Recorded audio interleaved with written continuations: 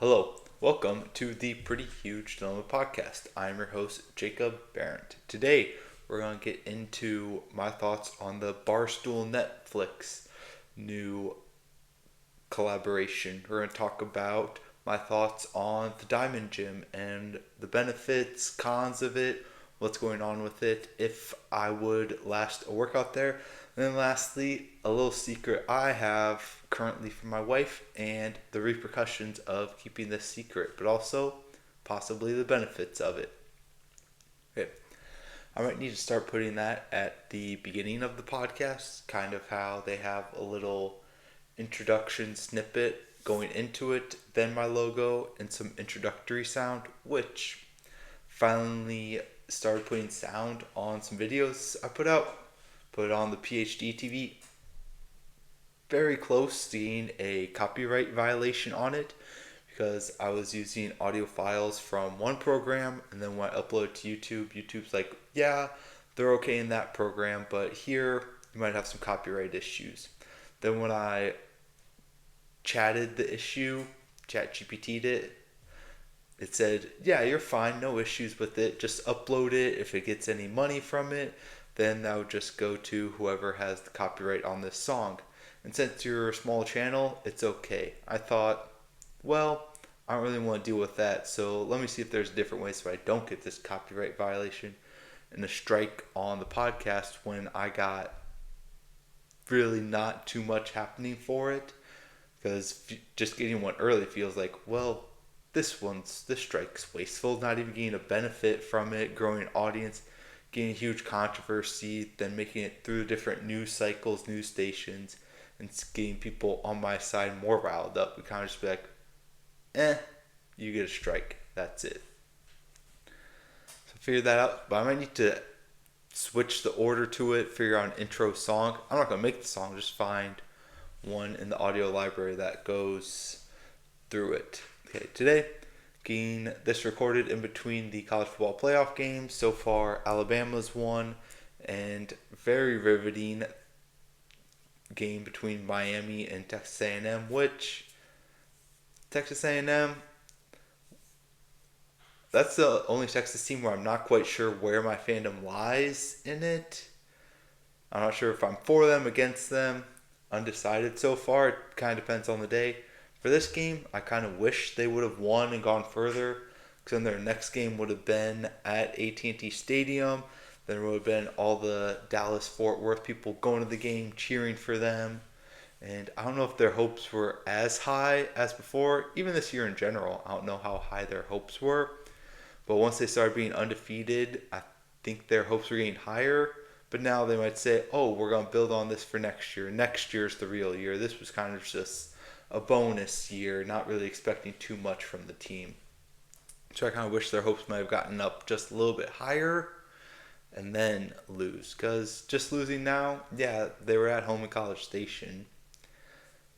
But if winning a couple more playoff games, they would have gotten a little more. Which they were people did think they were going to win this game, so their hopes were high. Maybe going into next week, they wouldn't have planned to win it. But I definitely don't think I would have won them a national championship game. Okay. But that's going on here. Also, which exciting podcast about my life, what's going on, started pickling. So we're going to see how that goes out. I didn't make a video of it. Not that interesting going on. Just cutting up some onions, heating up some water, vinegar, salt, pouring that over, bringing it room temp, throw in the fridge. We'll see how it turns out. Okay, good recording. Not too interesting for that. Looked for different vegetables to brine. Obviously, you got cucumbers to make those pickles. There were beets. I don't know if I've ever bought a beet. I don't think I've ever purchased a beet. BEET. I don't think that's happened, but evidently that's a common thing to pickle. The other thing I saw is you can pretty much just pickle anything. So we'll see how that goes. Get my gut microbiome working for me. Get that going up. Other thing, I don't really got anything going on that one. Okay, we're gonna skip that one. Okay, so as I said in the intro, my thoughts on the Barstool Netflix collaboration wasn't whatever. I need to get a haircut and shave. Gonna get your hopes real high up. That was a long pause. Gonna get your hopes real high up and dash them. I don't have too much opinion on it. I did watch the Pardon My Take episodes on YouTube. It was kind of easy. A bunch of other podcasts out there. Just go through, watch them on there. But now that it's on Netflix, probably won't be watching it because I am, all over the place, going all over the place. I do not regularly have Netflix. I'll get it probably. I have gotten it this month so I can watch the NFL games. But after this month, probably going to cancel it, not watch it. So for all the people who say everyone has Netflix, it's a common thing, it's in everyone's household. It's not. I'm one of the few people who doesn't, so I won't be watching Pardon My Take anymore. And the other shows I really didn't watch on YouTube anyway. But having it on YouTube, I see Netflix will grow their audience. They'll be able to be seen by a lot more people.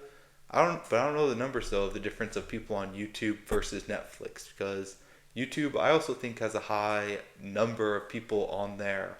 But they're trying to see, okay, they've gotten the YouTube people. Let's go to this other place to show our video. Then after that, another place to show our video.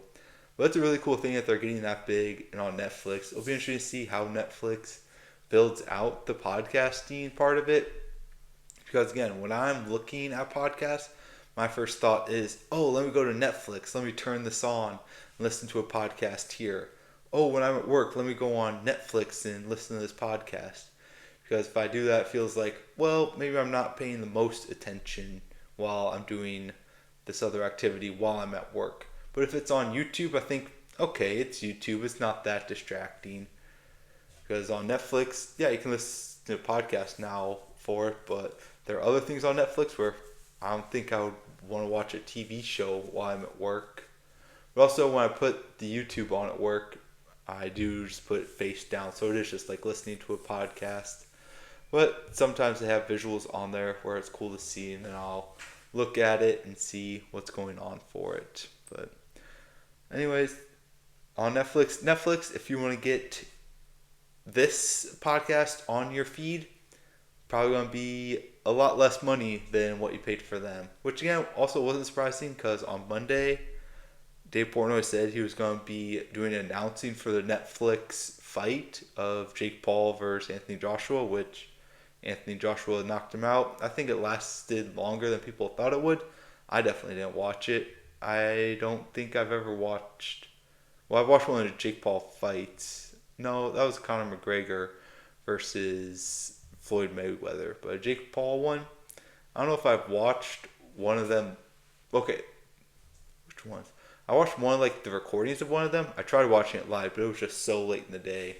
It was too late. Oh, it was when he did fight Mike Tyson. I did watch that one recorded because I couldn't stay up and watch all of it, and I already knew what the ending was like. But Dave said he was doing that announcing, so I thought, okay, something's going on between Barstool and Netflix. Then when Pardon My Take announced that they were going to Netflix, I thought, yeah, that's not too surprising to have on there. Netflix, I'll sell out for that. Fans, I'm sorry. I will go to Netflix behind that paywall, so you'll have to tune in there. But because it's so far in advance, I think you kind of have to accept it.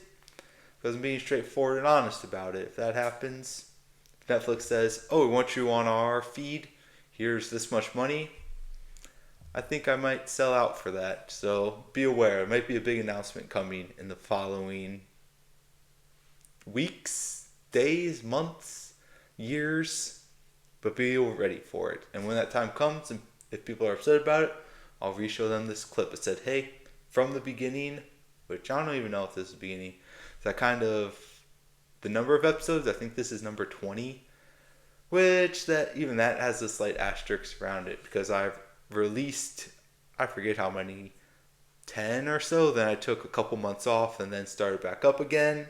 Maybe I should have restarted the numberings on it. Oh man, my nose itches. My hands smell like red onions from cutting them up.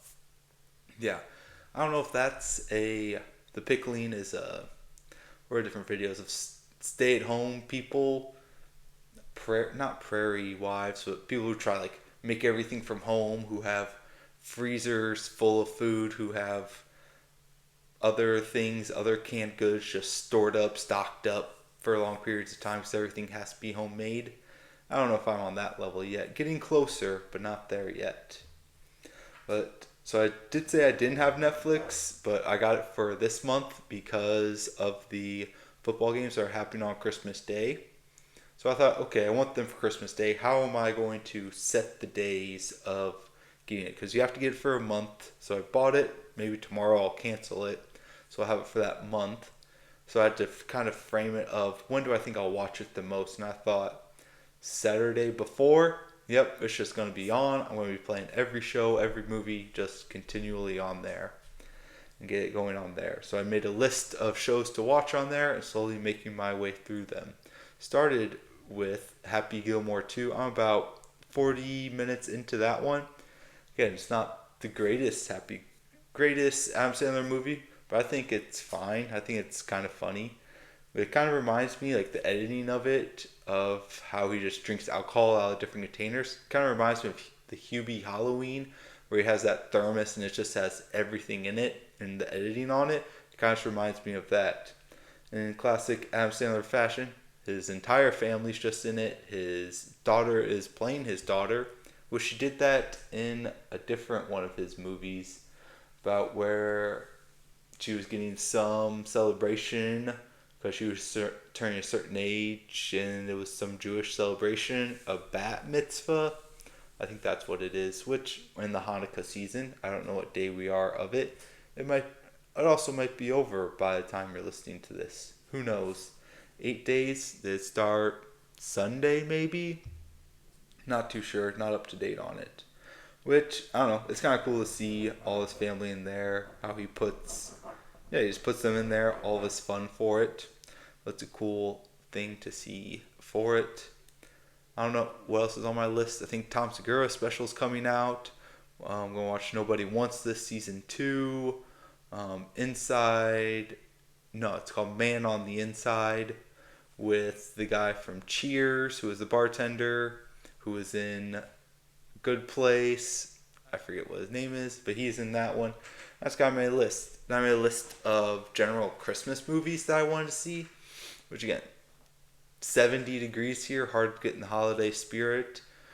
So I made a list of ones I wanted to see, but again, with all the different streaming platforms, there are on kind of a couple different ones. If you want to watch them for free, but what I might just do is buy them through Amazon, just get all of them there. Because if I got each of the different streaming services, just getting them through Amazon might be cheaper instead. But the ones on my list that were for that, which I don't know if these are, again, if they're my favorites, do I consider them the best Christmas movies? I think that's how it goes, which people have other opinions, like other movies for it. Great, these are mine, so I'll call these the best according to Jacob.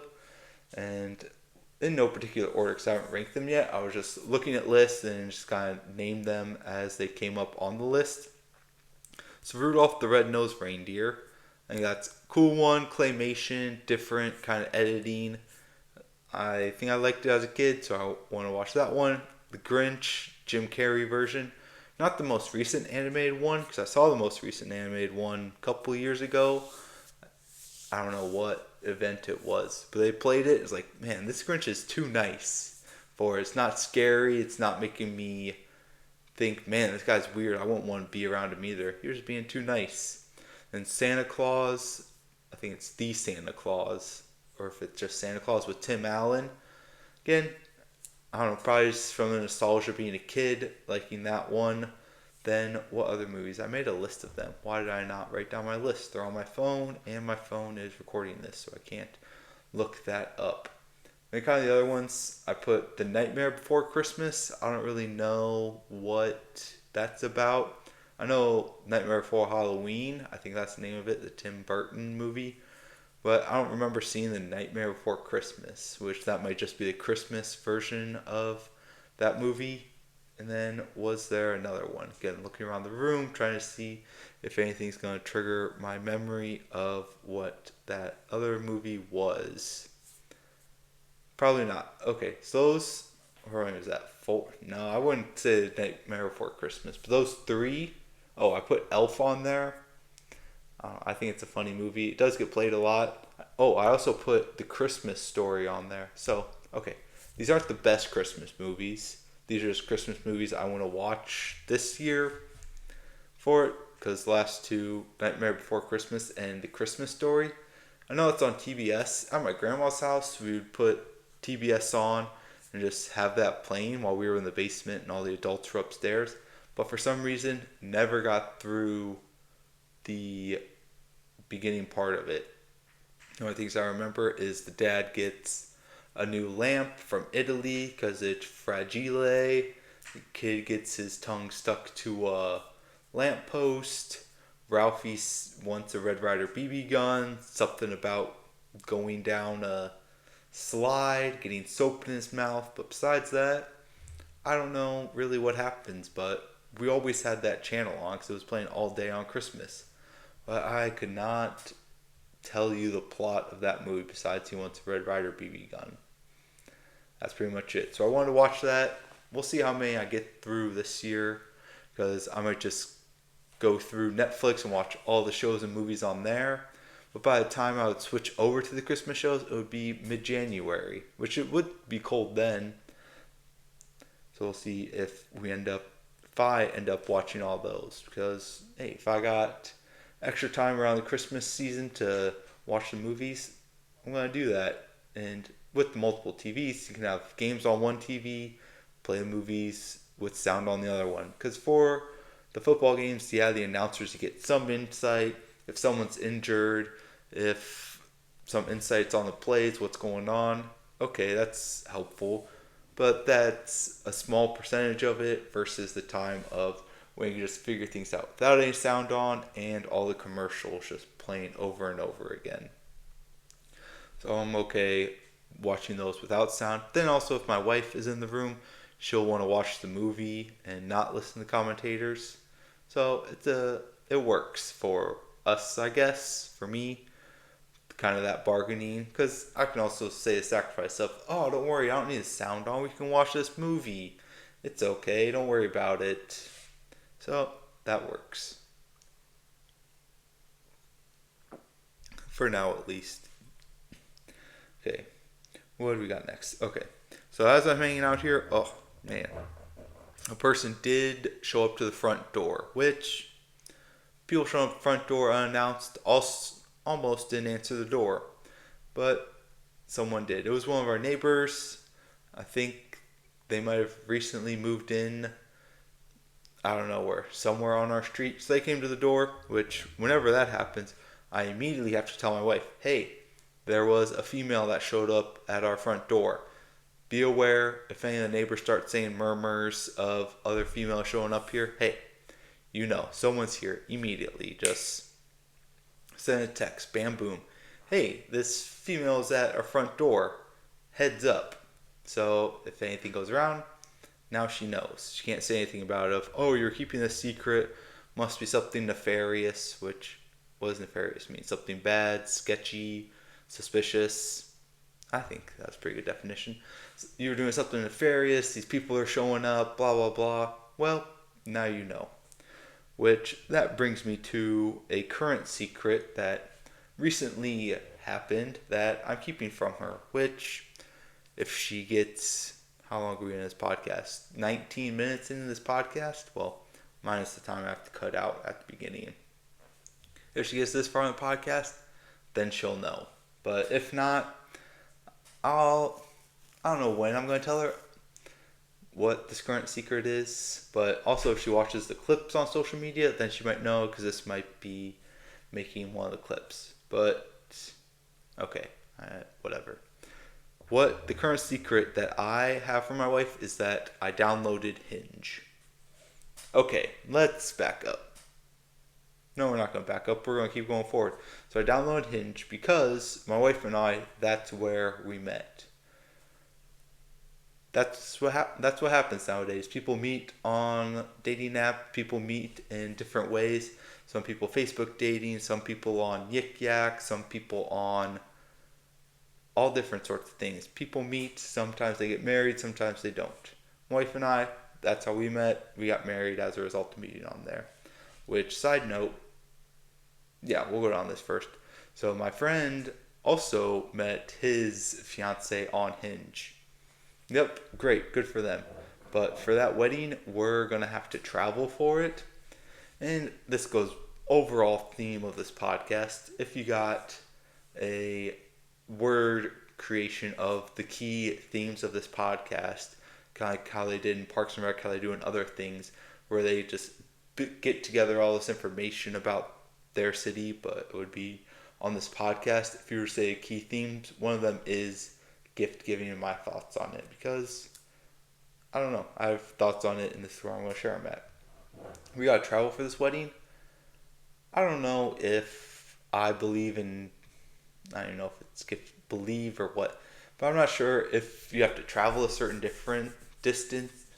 If you have to travel a certain distance to a wedding, I don't think you should have to give a gift to that wedding. There you go.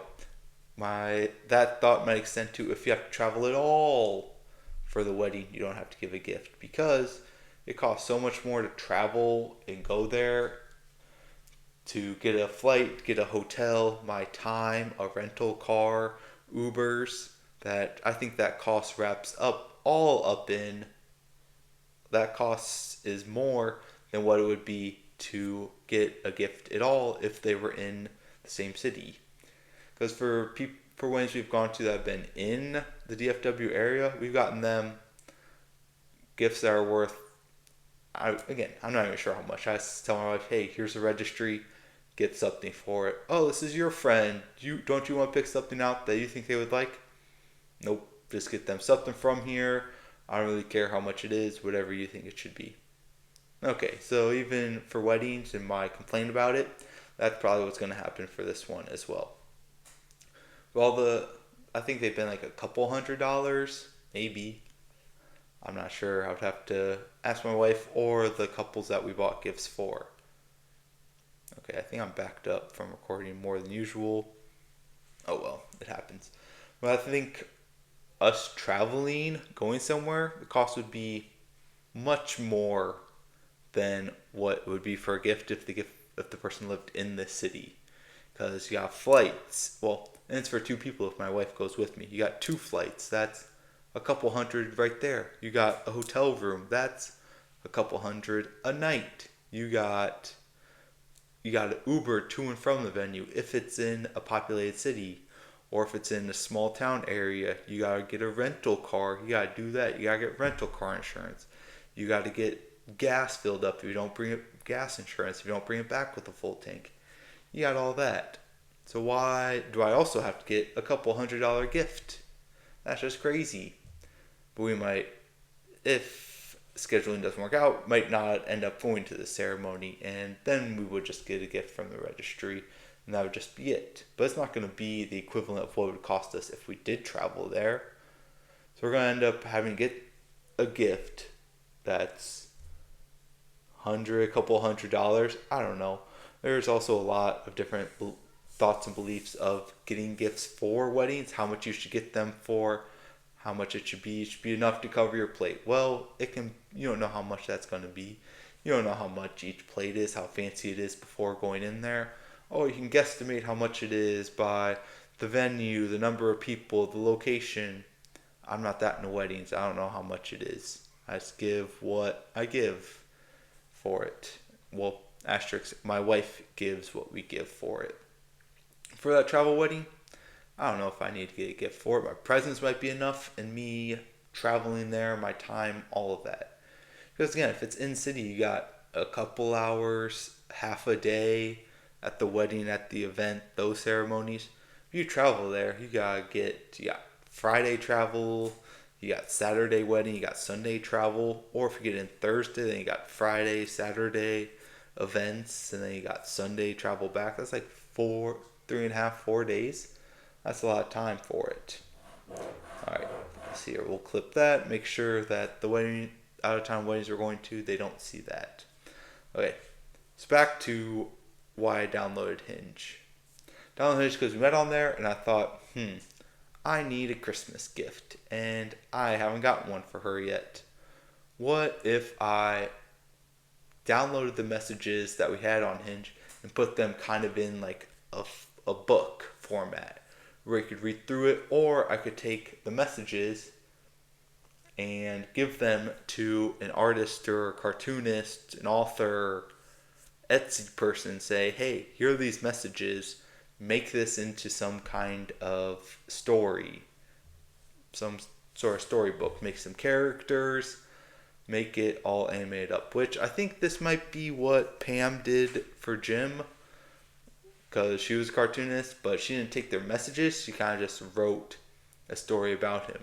Where I kind of want to take these messages, give it to a person, say, here's messages, make some sort of script, make some sort of animations, or it could just be take this chunk of messages, put it into, combine them together, put it on a page with the location they're at and the words they're saying.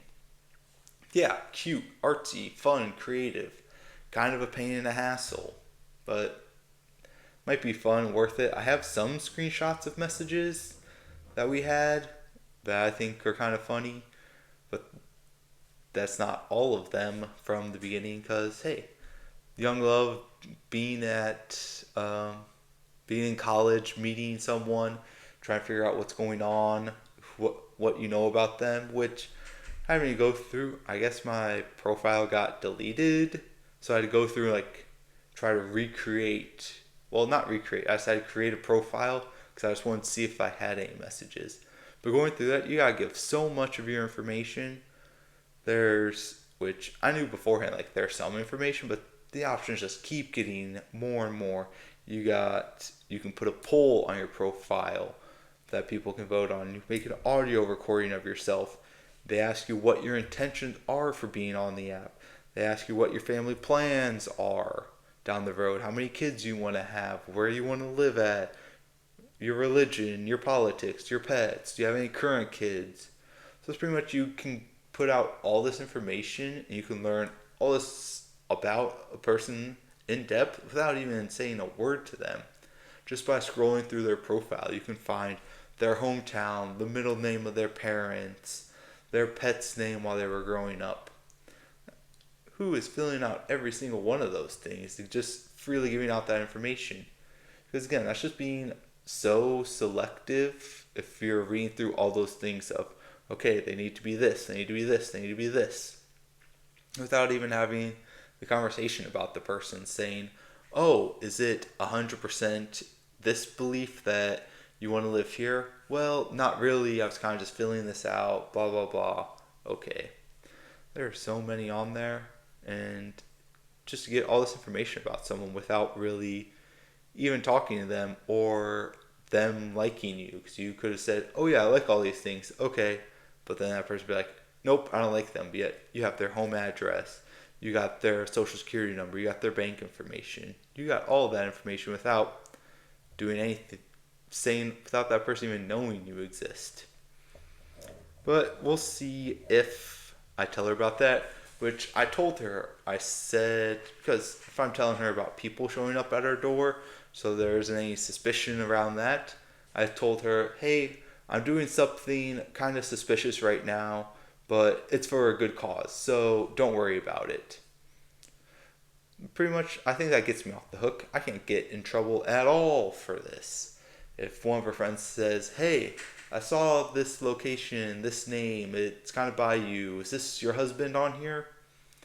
Say, hey, I was doing my background research for something, I was doing this cute, artsy, fun thing, thoughtfulness, blah, blah, blah, instead of just buying you clothes or jewelry.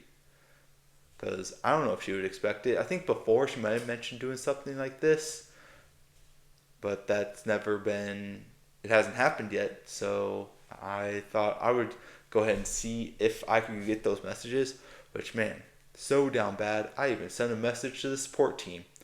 Who messages a support team for a mobile dating app? I don't know. I guess I do.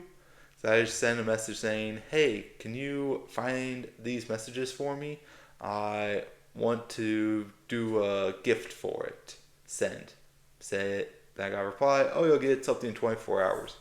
But I imagine I'll get a reply back that says, sorry, it got deleted after so long, nothing we can do.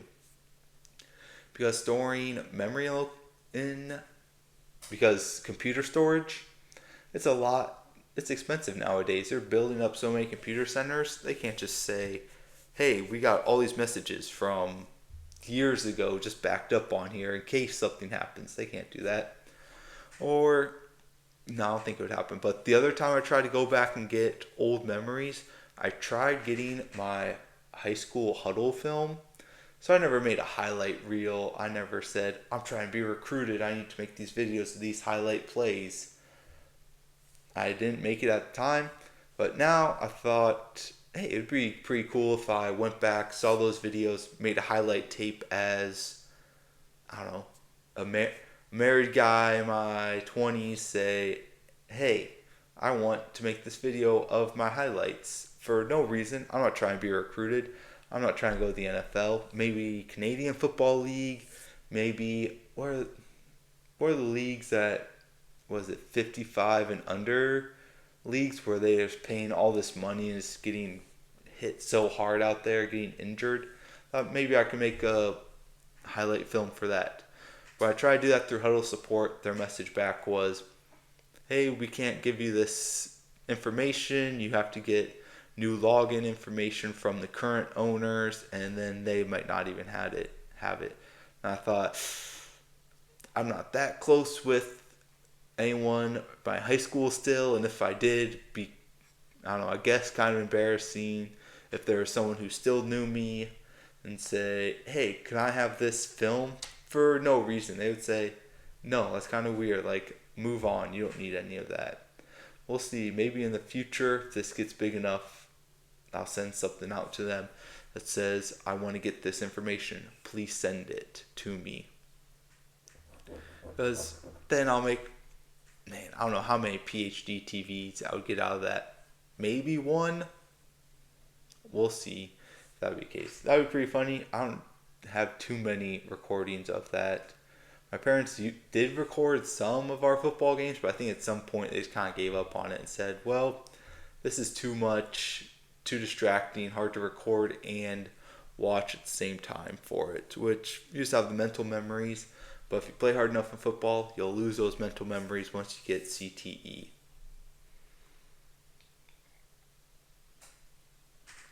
Okay. The last thing that I said on the introduction was I would get to my thoughts on the Diamond Gym, which I don't know how common knowledge the Diamond Gym is. Might just be my algorithm. That could be the case. The Diamond Gym is a gym. I don't even know where it's at. All I know is people say it's the world's hardest gym to go into because people go in there, they're so intense. They're wearing sweatpants. They're wearing sweatshirts. They're not drinking any water. They're not messing around at all. They're there to lift weights. Well, I've seen all these cameras, all these recordings on it, all these things on social media. So are they really that serious about lifting? Okay, maybe you are. They say you have to do 50 push-ups, you have to go to the hill, you have to do so many burpees. Also, you're just kind of recording this. I don't know if you were that serious about lifting weights, if I would see all these clips on social media, all these accounts, all these comments and likes and stuff on it. So I don't know if you really are. And also the people I see who are at the Diamond Gym, they're not the most in shape people. They're kind of out of shape. They're not lifting the heaviest. They're not the best looking shape. But evidently it's the hardest somehow, which, okay, they probably won't see this video because, hey, it's a select group that gets to see it. And say, oh, you can't handle this. Like, you come here, you do these workouts. I'm okay. You doing 100 push-ups, 100 push-downs, 100 rows, all this. Is that building the most muscle? Are you just trying to be intense for intense sake? Not really trying to be intentional with your working out, not putting too much thought behind it. I'm sure, well, probably, I don't see why I wouldn't. Dr. Mike Israetel, I'm sure he's made a video with his comments on it going through their intensity for it. And he'll say, there's some benefits, there's some cons, which any working out. It's hard to say this is the best way, it's most scientific, because in the end, you're working out, so it's positive. So I'm happy for that. Whatever workouts they want to have for it, okay, you want to put it on social media, great. I don't know the title of world's most intense gym just because you're yelling at each other. You're doing bamboo barbell things that bend and all this stuff. Okay, you're screaming, putting all this stuff online. Like, there are people who lift more, there are people who look better who are working out there. Again, don't think I would enjoy working out there. I enjoy the intensity of it, yes. But the part of what do I like about it? Just guy, I see. I don't know if it's the coaching part of it. Maybe it's the coaching intensity. Maybe I'm too much of a free spirit at this point when it comes to lifting, where he says, "Oh, you didn't lift this enough times. Do 100 push-ups. Oh, you couldn't do 100 push-ups. That's 100 more push-ups." Well, if I couldn't do the first 100, why am I doing the second 100 as well? My thought on that, I don't know. That kind of came to mind because I did work out in a sweatshirt a couple days ago. I don't do it too often anymore. Used to when I'd lose weight for wrestling. I'd work out in sweatpants, long sleeves, multiple shirts, multiple layers. I was never too much of a sauna person when I was in high school because I didn't have a gym membership outside. Like, in high school, I didn't have a gym membership because I needed to work out, just lift weights at the school. So I didn't have access to a sauna, and I don't know if I would have, because that might have just been too dangerous, being dehydrated and going to the sauna. But also, my weight loss might not have been the most safe anyway, losing, I don't know, what was it, 9? Well, also, not the most intense at the wrestling. I'm sure people have more intense wrestling stories than I do. But losing like 9 pounds in a day, gaining 9 pounds the next day, that wasn't too uncommon of a thing, which maybe that corresponds to health things later on in life. Maybe there's some correlation behind that. I'm not too sure right now. But I work out in a sweatshirt and I thought, man, there is definitely a difference depending on like what you're wearing at the gym. Whether you're wearing shorts for sweatpants, if you're wearing even a difference of long sleeve versus a hooded sweatshirt, I feel a difference between that. I don't put the hood up, that would be a little too much. But even having a hood sweatshirt on versus long sleeves, there's a difference versus having a tank top on versus a t-shirt versus a stringer top. There are all sorts of different intensities going on there. Or a sweatshirt, I say, oh, no one's gonna see this. Not ready to be seen yet. Still working out. Gotta get blood flow to muscles. Gotta get them bigger. My thought was at Diamond Gym, they all wear sweatpants and sweatshirts for whatever reason. I thought, I don't think I would like that kind of workout. Okay, it would make you sore. It's difficult. But you see them, they do 100 tricep pushdowns. Well, at the end of it, they're not even moving their arms. They're doing 100 pull downs. Well, they're not really even using their back and arm muscles. They're just jerking weight all around the room. It's not contracting those muscles. It's not building those muscle groups. But I don't know what their goal is. Maybe their goal is just intensity, building that mental toughness on the other side of it. Which leads me to the current book I'm reading, Endure, where they're going into the history of how the VO2 max was found, how they knew you need electrolytes in your water. Was it 100 years ago or 70 years ago they knew you needed electrolytes? There's one theory of your brain is just limiting you to, oh, you can only go this fast for this amount of time. Then you need to practice and find a way to change where that limit is at. Oh, you think your limit's here? Well, you need to push it and change it to say that your new limit's here. Which I did not explain that well. You should go read the book. So far, I like it. But in the book, they do talk about people going to Antarctica, which I guess I don't understand the current reason for it. Their reasoning might be, this is something difficult. I want to go out and try and do this. I want to do things that other people can't do. I want to carry this sled for hundreds of miles. Okay, I get that builds your intensity. Then he tells a story in the book. This guy wanted to go to the South Pole, come back in this amount of time. Well, he was on his way there, didn't make it, called to get evacuated, went to the hospital, died. Well, I don't know what exact purpose that makes. Okay, you're trying to push the limits, see what the body can endure. You want to do something that other people can't. Okay, cool. Is that the most glorifying way to God to live your life? Is going out, pushing yourself so hard that you just end up dying? I don't know. I guess they made it enough where it made it to this book, and people learn the story of it, learn something about human endurance, stuff like that. Which, yeah, doing those hard things does push your mental capacity of what you think you can do. Which every once in a while you need to go out and do that and see how hard you can go, what those limits end up being, and trying to push them farther and farther each time. Because I tried doing a marathon, did not do well. I think it took me like 5 hours and 30 minutes. Not embarrassed by it. It was definitely not the best marathon that I think I can run.